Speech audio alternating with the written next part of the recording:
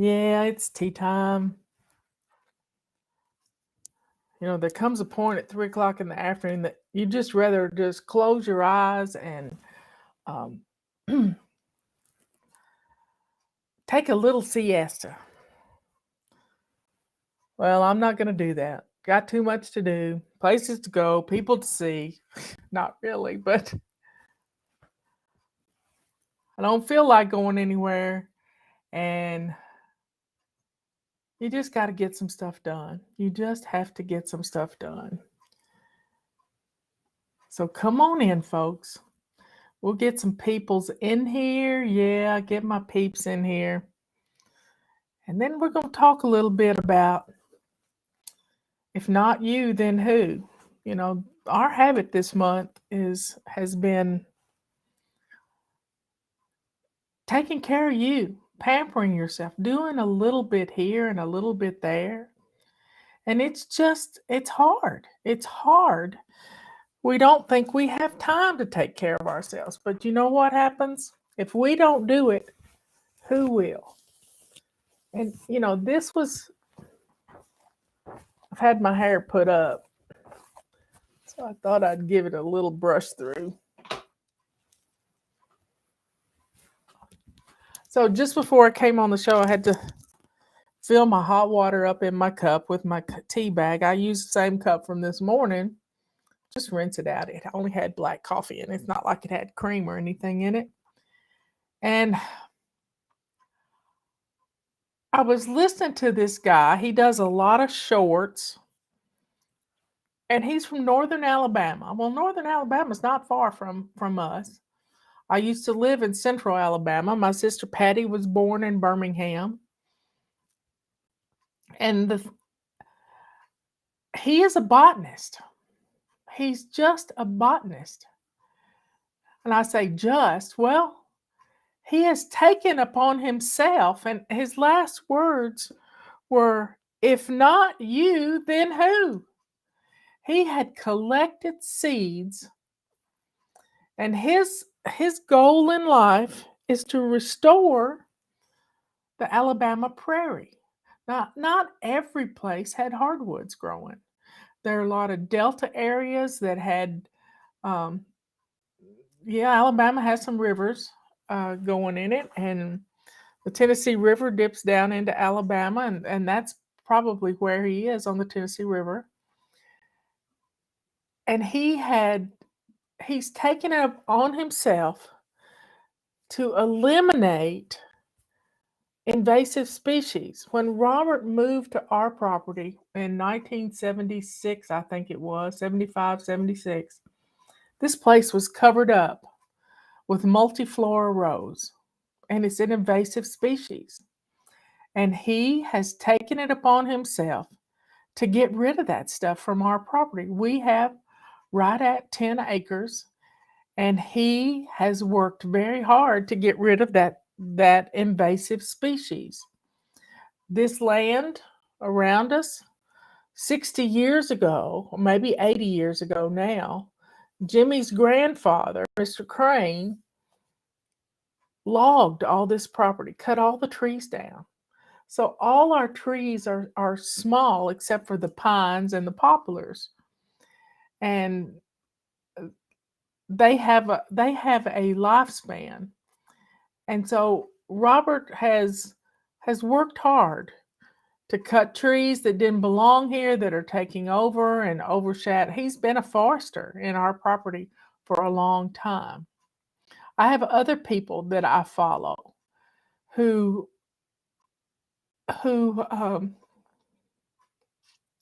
there's the Blessing Boys, and they're from North Carolina. He's a pastor, and he has 4 boys, but 3 of them are of age that they can help. And they go out and mow people's yards that hadn't been mowed in a while. And he helps people that aren't able to keep people with cancer, just people that need help. And he mows their yards. And the boys help, and they learn about being of a service to people. There's another guy in Kansas City, I think it is. And he takes the messiest yard in a community that makes the whole community look bad. And he goes out there and he mows the yards, pressure washes concrete, finds sidewalks that have been overgrown for decades. Didn't even know they were there. But if not who? If not you, then who? If you see something that needs doing, taking care of that is going to bless you in some way, some form.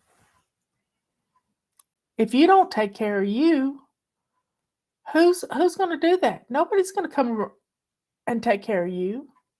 They're not going to do it. So folks, it's up to us. If we see something that needs doing, to get it done. Maybe your neighbor can't take her garbage out. When the garbage man's coming, go knock on her door and say, Miss Helen, can I take your trash out for you? That'll keep it from piling up inside. Can I take your cans to the street for you? Just little things like that can make a huge difference, especially with bad weather coming. So a lot of people get hurt on ice. We're looking at bad weather next week. Freezing temperatures. Robert's got me a fire going right now in the living room. He builds the fire and I look at it and I said, don't you think the fire needs to be lit? He said, well, I don't know. We play this game all the time. I said, honey, would you please light the fire for your sweet darling?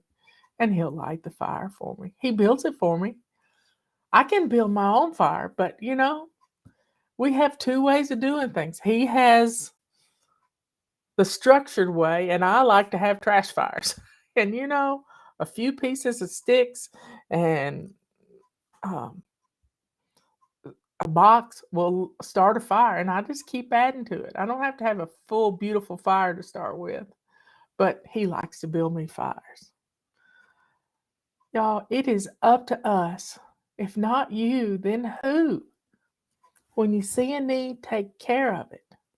This morning, I shared a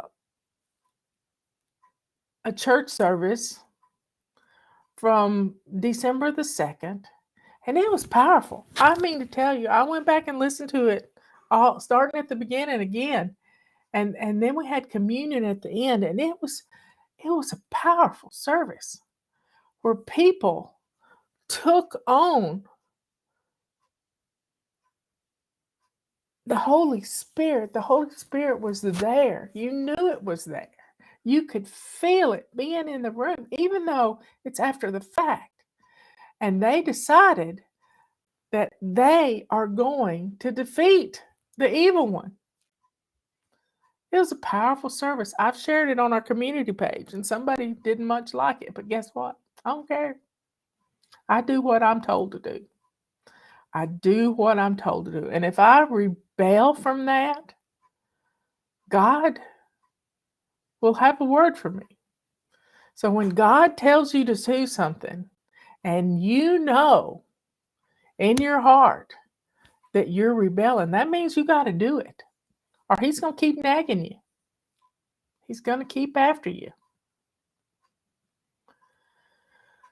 So folks, when you know to do something, just do it. Don't wait for somebody to push and push and push and push and beg and beg and beg and beg. Don't wait. Do it. One person can make a difference. Robert wrote an essay once about the broken window syndrome. And this is what happens to a community. And when it starts going downhill, one window will get broken and it doesn't get fixed. One window will be broken. And then the next thing you know, there's 2 or 3 windows. And then there's people squatting in the empty houses, living with no electricity, just to have a a warm place, just to have a place to stay out of the weather. How horrible is that? All because somebody let a window stay broken. So when a window needs fixing, fix it. When a shingle's off your roof, fix it. Get it fixed. Some way, some form or fashion. Get it fixed. Don't wait. And this botanist, I don't even know his name. Let me see if I can find him. He is I know what you're thinking. What's in the native prairie seeds. extremely rare ecosystem, one that doesn't even exist anymore. This is him. This is him. And it's native habitat, I think it is. Native Habitat Project. Native Habitat Project. Go subscribe to him. He's all about taking care of things. And he's a Southern boy. If not you, then who? If you see something that needs doing, don't wait for somebody else to do it. Robert and I play a little game sometimes. The doggle won't in or the doggle won't out. It's just revolving doors. And one time he'll do it, and next time I'll do it, and the next time we just look at each other. And it is what it is. We're each getting up and down and up and down and up and down. And the minute either one of us gets out of our chair, the cat takes our chair. It's just revolving doors around here and revolving cat heating pads. The cat wants to be where the butt's been and it's warm. And I understand that. I totally understand it. Well, folks, life is short. Don't wait around for somebody else to do it. If your arm ain't broke, when Robert asked me to marry him, he said to me, this is looking a lot like marriage. What kind of engagement ring do you want? He didn't even wait for my answer. And I'm thinking, you feel the same way I do. And I didn't say it. I said, well, I don't need an engagement ring. And he said, yes, you need a token of my affection. That's just how he said it. I'll never forget it. And I said, well, okay. And he spent several hours picking. We talked about this last night, which was weird. Somebody had on a beautiful emerald ring, and I could never wear an emerald because they're too soft. I'm always got my hands in dirt or something. And, hot water. I'm not going to take my rings off just to be in hot water. And I said, I'm so glad you got a diamond. And he mounted it. He picked the mounting out flush so that it's not going to snag on anything. It doesn't get in my way. And it was just a beautiful token of his affection for me. Now, his wedding ring was a platinum and gold blended ring. And I just thought it was absolutely beautiful. Silver and gold, or platinum and gold. And he never takes it off.